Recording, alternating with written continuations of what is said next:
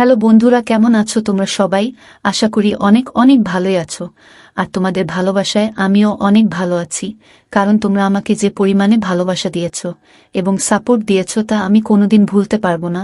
তাই তোমাদেরকে মজা দেওয়ার জন্য আবারও একটি নতুন গল্প নিয়ে হাজির হলাম। গল্পটি শোনার মতো, আশা করি তোমাদের দাঁড়িয়ে যাবে এবং তোমরা হাতের কাজ করতে সবাই হেডফোন নিয়ে বসে যাও।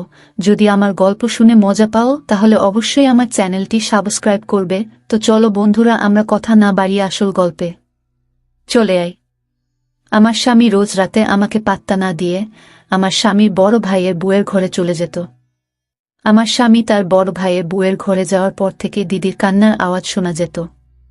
আমি অনেক অনেক জিজ্ঞাসা করার পরও আমার স্বামী আমাকে কিছুই বলতো না, আর আমার স্বামীর বড় ভাইয়ের বউয়ের সাথে সাথে থাকত। একদিন আমি তার ঘরে লুকিয়ে দেখি যে তারা দুইজন তো। আমার নাম রুমনা। আমি অনেক ছোট একটা ধনী পরিবারের মেয়ে ছিলাম না। আমার বাবা একটা ছোট্ট চাকরি করে আমার আর আমার বড় ভাইয়ের লালন পালন করত। আসলে আমাদের ছোটবেলায় আমাদের মা আমাদের ছেড়ে চলে গেছিল। তারপর থেকে আজ অবধি আমাদের বাবাই আমাদের দেখাশোনা করেছেন। আমরা দুই ভাই বোন অনেক বেশি পড়াশোনা করতে পারিনি, কারণ আমাদের বাবার কাছে এত পয়সা ছিল না যে আমাদের বেশি দূর পর্যন্ত পড়াশোনা করাতে পারে। কিন্তু ক্লাস 12 পর্যন্ত আমি গ্রামের স্কুলে পড়েছিলাম। তারপর আমি ঘর সামলাতে থাকি, আর আমার বড় ভাই সুরেশও একটা বেসরকারি চাকরি করত। আর দিন চলে যেত মোটামুটিভাবে। ভাইয়ের উপার্জনের ফলে আমার বাবারও কিছুটা সাহায্য হয়ে যেত। আসলে বাবার উপার্জন এতটা কম ছিল যে সেই পয়সায় ঠিক করে আমাদের সংসার চলত না। কিন্তু যবে থেকে আমার ভাই উপার্জন করতে শুরু করেছে তবে থেকেই আমাদের ভালোভাবে সংসার চলতে শুরু করে। তারপর থেকে আমাদের জীবনে ভালো দিন আসতে শুরু করে, কারণ ভাইয়ের উপার্জিত টাকার পরিমাণ অনেকটাই বেশি ছিল। কিন্তু সমস্যা একটাই ছিল যে সে একটু বেশি রাগী ছিল আর খারাপ কাজে পড়ে গেছিল।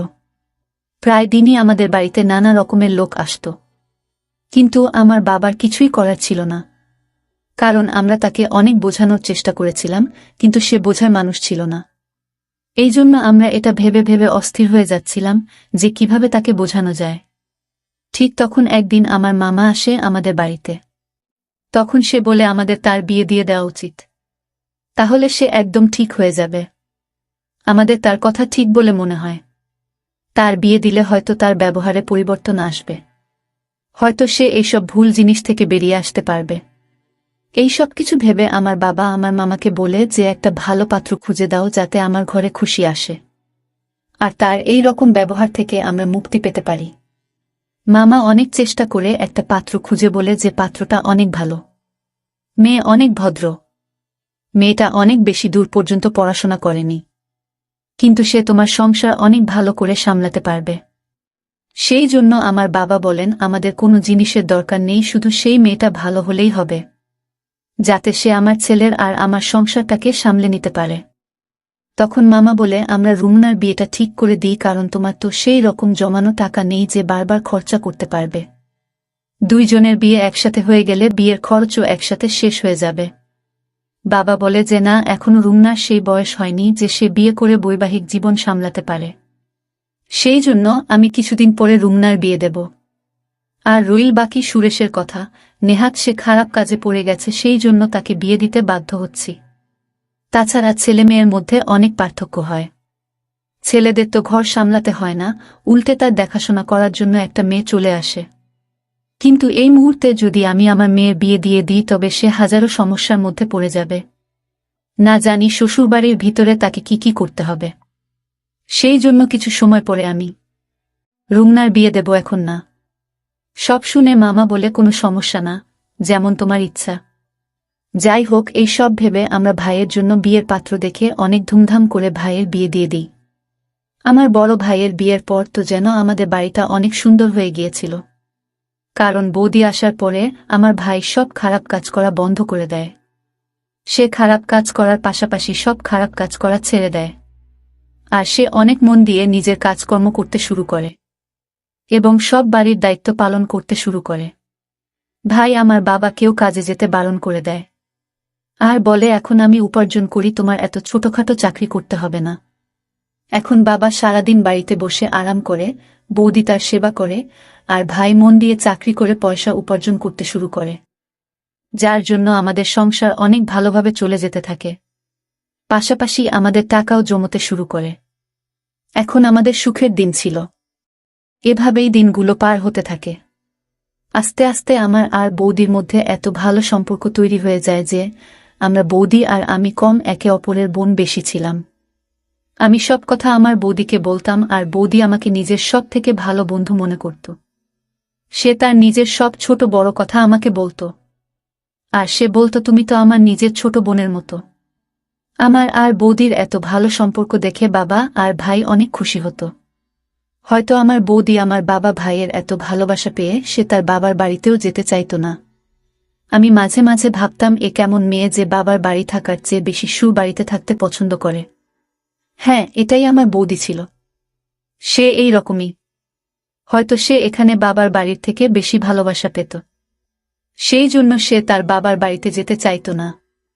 তাছাড়া তার সাথে এরকম ব্যবহার করতে আমারও ভালো মনে হতো। আর তাছাড়া আমার বাবা আমাদের সবসময় বোঝাত যে যেমন কর্ম করবে সে রকমই ফল পাবে। আর যদি আমি আমার বৌদির সাথে ভালো ব্যবহার করি তাহলে পরবর্তীকালে আমিও শ্বশুরবাড়ি গিয়ে ভালোভাবে থাকতে পারব। এইভাবেই আমি সবার সাথে মিলেমিশে থাকি। এখন আমার মামা আবার আমাদের বাড়িতে এসে বলে এখন তো আর কোনো সমস্যা নেই। এখন তো সুরেশের বিয়ে হয়েছে, অনেক দিন হয়ে গেল। এখন আমাদের রুমনার জন্য পাত্র দেখা উচিত, কারণ এখন রুমনার বিয়ের বয়স হয়ে গেছে। তখন আমার বাবা বলে এখন আমার রুমনার বিয়ে দিতে কোনো অসুবিধা নেই, কারণ আমার ছেলে ঘর সামলে নিয়েছে আর আমার সেবা করার জন্য আমার মেয়ের মতো একটা বৌমা এনেছে। এখন রুমনার জন্য কোনো ভালো ছেলে খুঁজতে হবে। তখন বাবা মামাকে বলেন তোমার কাছে যদি কোনো ভালো পাত্র থাকে তবে তুমি বল। তাছাড়া আমার ছেলের জন্য তো তুমি পাত্র খুঁজে বের করেছিলে, আর পাত্রটা এত ভালো যে আমি আজও তার গুণগান করি। এই জন্য তুমি একটা ভালো পাত্র খুঁজে দাও। তখন মামা বলে খোঁজার কি দরকার আছে, আমার বন্ধুর ছেলেই তো আছে। তারা দুই ভাই। বাড়িতে মা বাবা দুইজন ভাই, মোট 4 জন থাকে। ছেলে একটা বড় কোম্পানিতে ভালো মাইনের চাকরি করে, আর তার বড় ভাইও একটা ভালো চাকরি করে। আসলে তার বড় ভাইয়ের বিয়ে আগে থেকেই ঠিক হয়ে আছে। এজন্য ছোট ছেলের জন্য পাত্র খোঁজা হচ্ছে। ছোট ছেলের জন্য ভালো মেয়ে খুঁজে পাওয়া গেলে দুই ভাইয়ের একসাথে বিয়ে দিয়ে দেবে। সেজন্য তারা আমাকে পাত্রের জন্য বলেছে। তাই আমি রুমনার কথা তাদেরকে বলেছি। সেই জন্য আমার মনে হলো তোমার থেকে অনুমতি নেওয়া উচিত। বাবা বলল এতে মতো নেওয়ার কি দরকার আছে। তোমার যখন ইচ্ছা ছেলের বাড়ির লোকেদের ডাকতে পারো, আমরা তৈরি আছি। মামা বলল ঠিক আছে, তবে কালকে ডেকে নেব। পরের দিন আমার স্বামী তার কিছু বন্ধুদের নিয়ে আমাদের বাড়িতে আমার জন্য পাত্র দেখতে আসে। আমার স্বামীর নাম ছিল রমেশ। রমেশকে দেখতে অনেক সুন্দর ছিল, আর ভালো পোশাক পরার জন্য তাকে আরও বেশি সুন্দর দেখাচ্ছিল।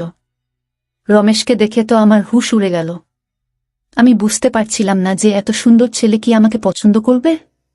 কিন্তু যখন নিজেদের মধ্যে কথা বলার জন্য আমাদের দুইজনকে একা জায়গায় ছেড়ে দেওয়া হয়, তখন রমেশের কথা আমার মন ছুঁয়ে যায়। রমেশ এত মিষ্টি করে এত ভালো করে কথা বলছিল যে মনে মনে আমি তাকে নিজের স্বামী হিসেবে স্বীকার করে নিয়েছিলাম। আর পাশাপাশি ভগবানের কাছে প্রার্থনা করছিলাম যেন কোনো রকমে আমাদের বিয়েটা হয়ে যায়। কারণ প্রতিটা মেয়ের একটা স্বপ্ন থাকে যে তার স্বামী দেখতে সুন্দর হবে, ভদ্র হবে। আর এই সমস্ত গুণ রমেশের মধ্যে ছিল। আমি কি করে তাকে ছেড়ে দিই? তখন আমি ভাবি যদি আমার ভাগ্যে রমেশ থাকে তো নিশ্চয়ই তার সাথে আমার বিয়ে হবে। যাই হোক, তারা আমাকে দেখে বাড়ি চলে যায়। আর কিছুদিন পরে ফোন করে বলে যে আমাকে তাদের অনেক পছন্দ হয়েছে। এইভাবেই আমাদের বিয়ে ঠিক হয়ে যায়। আমি আর রমেশ ফোনে কথা বলতে থাকি। এইভাবেই দিন পার হতে থাকে। রমেশের সাথে কথা বলতে আমার একটুও ভয় হতো না। আমি পুরোপুরি রমেশকে ভালোবেসে ফেলেছিলাম। আর এইভাবেই আমাদের বিয়ের দিন কাছে আসতে থাকে। আমাদের বাড়িতে আত্মীয়রা আসতে শুরু করে দিয়েছিল। আর আমার বড় ভাই বিয়ের দায়িত্ব অনেক ভালোভাবে সামলে নিয়েছিল। সে কোনো জিনিসের অভাব রাখেনি। এত সুন্দর পরিবেশ তৈরি করেছিল দেখে মনে হচ্ছিল মেয়ে নয়, যেন ছেলের বিয়ে হচ্ছে। অনেক ভালো করে আমার বাবা আর আমার ভাই আমার বিয়ে দিতে চেয়েছিল। বলতো রুমনার বিয়েতে কোনো জিনিসের অভাব যেন না হয়। বাবা বলল আমি কখনো চাই না যে রুমনার এটা মনে হোক যে তার মা থাকলে আরো ভালো করে বিয়ে হতো। কিন্তু আমার মায়ের অভাব তো সে চেয়েও পূরণ করতে পারবে না। তবে সে আমার জন্য এত কিছু করছিল যে আমি তার ঋণ কোনোদিন শোধ করতে পারব না। কিন্তু এত আত্মীয়দের ভিড়েও আমার মায়ের কথা অনেক বেশি করে মনে পড়ছিল। আমি কাউকে এটা বুঝাতে দিইনি, কারণ আমি চাইছিলাম না যে সবার মন খারাপ হয়ে যাক, তারা সবাই অকারণেই চিন্তিত হয়ে পড়ুক। সেজন্য আমি তাদের সামনে সবসময় হাসি খুশি থাকতাম, যাতে তারা এটা কখনো না বুঝতে পারে যে আমার মায়ের কথা অনেক মনে পড়ছে। এইভাবে বিয়ের দিন চলে এলো। আমার রমেশের সাথে অনেক ভালো করে বিয়ে হয়ে গেল, আর আমি নিজের বাবার বাড়ি থেকে বিদায় নিয়ে চলে গেলাম। আমি অনেক আশা নিয়ে শ্বশুর বাড়িতে যাই, আর অনেক ভালো করে আমার গৃহে প্রবেশ করানো হয়েছিল। অনেক নিয়ম পালন করার সাথে সাথে আমাকে কিছু মেয়েদের মাঝখানে বসানো হলো, যারা রমেশের গুণগান করছিল। তাদের গুণগান শুনতে আমার অনেক ভালো মনে হচ্ছে। আর তাছাড়া তার গুণগুলো ঠিক ছিল, কারণ এতদিন ধরে আমি রমেশের মধ্যে এইসব গুণগুলো দেখেছিলাম। আমি এখন শুধু অধীর আগ্রহে অপেক্ষা করছিলাম কখন রমেশের সাথে সময় পার করব। অনেক অল্প সময়ের মধ্যেই আমাকে রমেশের ঘরে বসিয়ে দেওয়া হয়, আর কিছুক্ষণের মধ্যেই রমেশ ঘরে চলে আসে। তার ঘরে আসার পরে আমরা নিজেদের মধ্যে কিছুক্ষণ কথা বলি, তারপর আমাদের নতুন জীবন শুরু করি। পরের দিন আমি ঘুম থেকে উঠে সবার জন্য খাবার তৈরি করে আমার কাজ করতে থাকি। আমি আমার বর দিদির সাথে অনেক ভালো মিশে গিয়েছিলাম। আসলে রমেশের বিয়ের দিন তার বড় ভাইয়েরও বিয়ে হয়েছিল। আমাদের দুইজন বউকে একসাথে গৃহ প্রবেশ করানো হয়েছিল, আর আমাদের দুইজনেরই আজকে এই বাড়িতে প্রথম দিন ছিল। আমরা দুইজনে মিলে একসাথে মিষ্টি বানাই আর সবার মন জয় করে নিই। এখন আমি আমার স্বামী বড় ভাইয়ের বউকে বড়দিদির মতো মানতে শুরু করেছিলাম। আমি তার সেবাও করতাম। আমার বড় দিদিও অনেক খুশি ছিল। আমরা দুইজন বোনের মতোই থাকতাম, আর আমাদের মধ্যে অনেক ভালো সম্পর্ক তৈরি হয়ে গিয়েছিল। আমাদের এত ভালো সম্পর্ক দেখে বাড়ির লোকও অনেক খুশি ছিল। এখন দিনেশও কাজে যেতে শুরু করেছিল। এইভাবে আমাদের অনেক আনন্দে দিন পার হতে থাকে। এখন কে জানতো যে এত খুশির মাঝখানে দুঃখের এত বড় পাহাড় ভেঙে পড়বে। একটা অ্যাক্সিডেন্টে আমার স্বামীর বড় ভাই এই পৃথিবী ছেড়ে চলে যায়। আমি তো কিছুই বুঝতে পারছিলাম না যে বাড়ির লোকেদের কি করে সামলাব, কারণ সব লোক অনেক ভেঙে পড়েছিল। আর কেনই বা পড়বে না, সবেমাত্র বিয়ের 1 মাস হয়েছিল, আর এর মধ্যেই এত ছোট বয়সে আমার বড় দিদি বিধবা হয়ে গিয়েছিল। আমার বড় দিদির উপরে আমার অনেক মায়া হচ্ছিল। আমি কিছুই বুঝতে পারছিলাম না যে আমি কি করে তাকে সামলাব। আমি কোনো রকমে রমেশকে সামলাই আর বলি, এখন থেকে তোমার বৌদির অনেক খেয়াল রাখতে হবে। আমাদের সেই জন্য কোনোভাবে তার সামনে ভেঙে পড়লে চলবে না। আমাদের সবসময় তাকে ভালো রাখতে হবে। রমেশ আমার কথা বুঝতে পারে, আর আমরা আমার বড় দিদির খেয়াল রাখতে শুরু করি। আস্তে আস্তে সময় পার হতে থাকে, আর আমার স্বামীর বড় ভাইয়ের এই পৃথিবী থেকে চলে যাওয়ার 1 বছর হয়ে গিয়েছিল। আমাদের বাড়িতে সবাই বলে যে আমার বড় দিদির বিয়ের মাত্র 1 মাসের মধ্যেই তার স্বামী এই পৃথিবী ছেড়ে চলে যায়, আর তার জীবন শুরু হওয়ার আগেই শেষ হয়ে যায়। তাই সবাই মিলে ঠিক করে যে আমার বড় দিদির আবার বিয়ে দেবে, যাতে সে তার ভবিষ্যৎ জীবনে সুখী থাকে। বেচারির না কোনো সন্তান ছিল আর না স্বামী। সে একলা কি করে এত বড় জীবন পার করবে? কিন্তু আমার বড় দিদি বলে আমি যখন থেকে বিয়ে করে এই বাড়িতে এসেছি, সেই দিন আমি আমার স্বামীকে কথা দিয়েছিলাম, আর আমি যতদিন বাঁচব এই বাড়ির বউ হয়েই থাকব। আর আমি আমার এই কথা সারা জীবন পালন করব। তাতে আমার কোনো সন্তান থাকুক আর না থাকুক। যখন রমেশের সন্তান হবে তখন আমিও তাকে নিজের সন্তানের মতো আদর করব, ভালোবাসব। আমার বড় দিদির এরকম কথা শুনে আমি অনেক খুশি হই। তখন আমি আর রমেশ একটা প্ল্যান বানাই যে আমরা আমাদের প্রথম সন্তান তাকে দিয়ে দেব। সে যেভাবে ইচ্ছা তাকে মানুষ করবে, আর তার সাথে নিজের সারা জীবন পার করে দিতে পারবে। এই ভেবেই আমরা শান্তিতে থাকি। এই কিছুদিন ধরে আমার সামনে অদ্ভুত অদ্ভুত দৃশ্য আসতে থাকে। আসলে আমার স্বামী আমার কাছে আসত না। সন্ধে হতেই আমার স্বামী আমার স্বামীর বড় ভাইয়ের বউয়ের ঘরে চলে যেত, আর আমার স্বামী তার ঘরে যাওয়ার সাথে সাথে আমার স্বামীর বড় ভাইয়ের বউয়ের অনেক আওয়াজ আসত। এমন মনে হতো যেন সে কাঁদছে। আমি এটা কিছুতেই বুঝতে পারতাম না যে রমেশ আমার বড় দিদির ঘরে গিয়ে তার সাথে কি করে। আমাকে এড়িয়ে আমার স্বামী আমার বড় দিদির ঘরে যেতই বা কেন? আমি কিছুটা তো আন্দাজ করতেই পেরেছিলাম যে কি হতে পারে। অফিস থেকে ফিরেই সে বড় দিদির ঘরে চলে যেত, আর সারা রাত তার ঘরেই থাকত। আমি যখনই এই ব্যাপারে রমেশের সাথে কোনো কথা বলার চেষ্টা করতাম তখনই রমেশ এড়িয়ে যেত। এখন আমার মধ্যে অন্য রকম চিন্তা আসতে থাকে যে আসলে হচ্ছেটা কি। রমেশ তার বৌদির ঘরে এমন কি করে, আর রমেশের যাওয়ার পর আমার বর দিদি এত আওয়াজ কেন করে? আমি চেয়েও কিছু বুঝতে পারতাম না। আমি এই ব্যাপারে আমার বর দিদিকে ও কেউ জিজ্ঞাসা করি, কিন্তু সেও কিছু বলে না। আমি বুঝতে পারছিলাম না যে আমি কি করে এদের রহস্য জানতে পারব। আমার এখন সন্দেহ হতে শুরু করে যে নিশ্চয়ই তাদের মধ্যে কিছু একটা চলছে। তা না হলে রমেশ আমাকে কেন এড়িয়ে আমার স্বামীর বড় ভাইয়ের বউয়ের ঘরে যাবে? যদি এমন কিছুই হয়ে থাকে তবে রমেশের উচিত আমার সাথে এসে কথা বলা। কিন্তু রমেশ আমাকে কোনো কিছু বলতে চাইছিল না। তার জন্য আমি একদিন ভাবলাম যে আমি ঘরের মধ্যে লুকিয়ে যাই, যাতে জানতে পারি আসল রহস্যটা কি। তাহলে কোনটা সত্যি আর কোনটা মিথ্যে প্রমাণ হয়ে যাবে। যদি সত্যি এরকম কোনো কথা থেকে থাকে তবে আমি তাদের নিয়ে সবার সামনে যাব। আমি রোজ রোজ আর এইসব সহ্য করতে পারছিলাম না। এইসব ভেবে একদিন আমি তার ঘরে লুকিয়ে বসে রইলাম। কিছুক্ষণ পর তারা যখন ঘরে এলো তারপর আমি যা দেখলাম সেটা দেখে আমার মনটা কেঁপে উঠল। আমি দেখলাম যে আমার স্বামীর বড় ভাইয়ের বউ আমার স্বামীর বড় ভাইয়ের ছবি হাতে নিয়ে কাঁদছিল। তখন রমেশ তাকে আস্তে আস্তে সামলানোর চেষ্টা করছিল। আমি কিছু বুঝতে না পেরে হঠাৎ ঘরের মধ্যে থেকে বাইরে বেরিয়ে আসি। আমাদের হঠাৎ সেখানে দেখে তারা অবাক হয়ে ওঠে। তখন রমেশ বলে, তুমি এখানে লুকিয়ে কি করছো? তখন আমি বলি, আমি জানতে চাইতাম যে আসলে তোমাদের মধ্যে কি চলছে। তখন রমেশ আমার কথায় রেগে গিয়ে বলল, তুমি সত্যি জানতে চাও তো? তাহলে শোনো, আসলে আমার বড় ভাইয়ের অ্যাক্সিডেন্ট তোমার ভাই করিয়েছে। কারণ সে আমার বৌদিকে অনেক আগে থেকে ভালোবাসতে পছন্দ করত।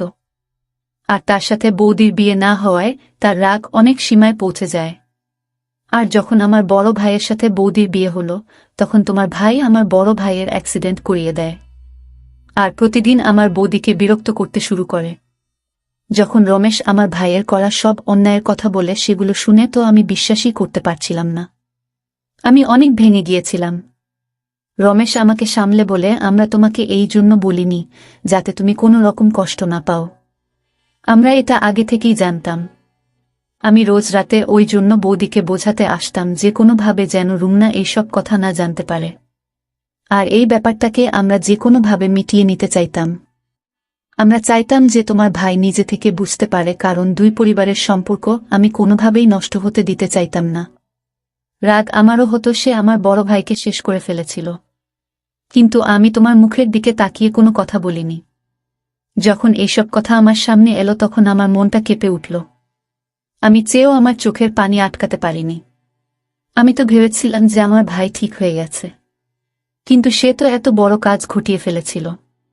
আমি রমেশকে বললাম, তুমি তাকে শাস্তি দেবে কিনা এটা তোমার ব্যাপার, কিন্তু আমি তো তাকে সাজা দিয়ে ছাড়ব। যখন এইসব কথা আমি বাড়িতে জানাই তখন তারা পুলিশকে ফোন করে, আর পুলিশ এসে তাকে গ্রেফতার করে নিয়ে যায়। আমি সৃষ্টিকর্তাকে অশেষ ধন্যবাদ জানাচ্ছিলাম যে তিনি আমাকে এমন একজন স্বামী দিয়েছে যে সব সময় আমাকে বোঝায়, আমাকে সামলে রাখে। আমি তো শুধু শুধু তার উপরে সন্দেহ করছিলাম, কিন্তু সে তো আমার জন্য নিজের বড় ভাইয়ের অপরাধীকেও ছেড়ে দিয়েছিল। আমি রমেশের হাত ধরে তার কাছে ক্ষমা চাই, আর আমার স্বামীর বড় ভাইয়ের বউয়ের কাছেও ক্ষমা চাই। তখন আমার বর দিদি বলে, যা হবার তা হয়ে গেছে। আমরা তোমাকে কথাগুলো জানাতে চাইনি, সেই জন্য রমেশ আমার ঘরে এসে আমাকে সান্ত্বনা দিত।